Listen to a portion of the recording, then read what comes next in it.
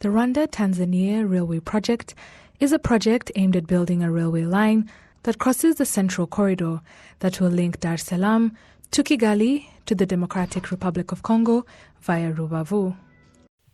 The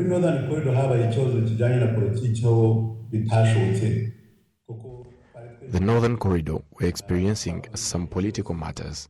We had done all that we needed so that we could start the project at the same time. In Kenya, the SGR train started operating from Mombasa to Naivasha, but doesn't continue to the Ugandan border.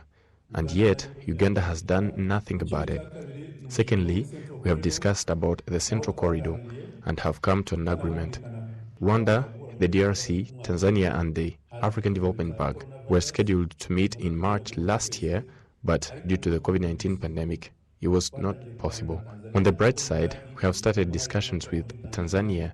In the last 2 weeks, we have talked through various issues and we were ready to get back to work. All other requirements have been met. Now, we're discussing over the financial structure.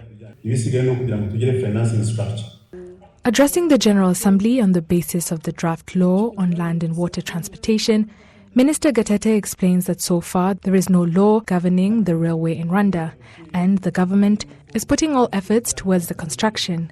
In addition to regulating the railway, this draft law is aimed to close the gap in existing laws and to regulate the transport of people and goods on land and water that are normally subject to the regulations of the regulatory body.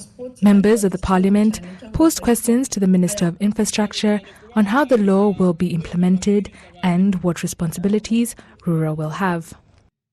We used to travel by boat.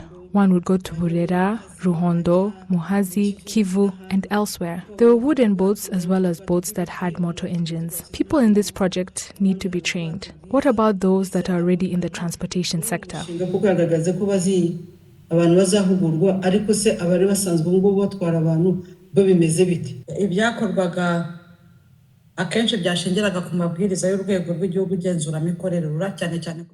The projects were often based on regulations for RURA, especially regarding transport. Based on this draft law, if we vote on it and it is published on the Gazette and the RURA regulations are removed, what will be left for RURA? Minister Gatete responded that this law will help those in the sector to become more professional and RURA regulations. As for the people who are sailors and have done it for a while, they will still need to undergo assessment so that they learn and continue it professionally. This law will not replace the regulations, but these regulations did not have a law based on them. The new law will come into force and regulations issued by RURA will continue based on the law. If there is any addition, both will be available.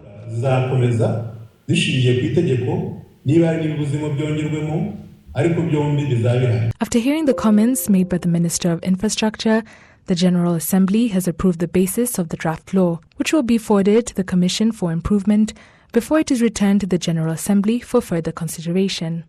Gabi Muvunyi, reporting for RTV News.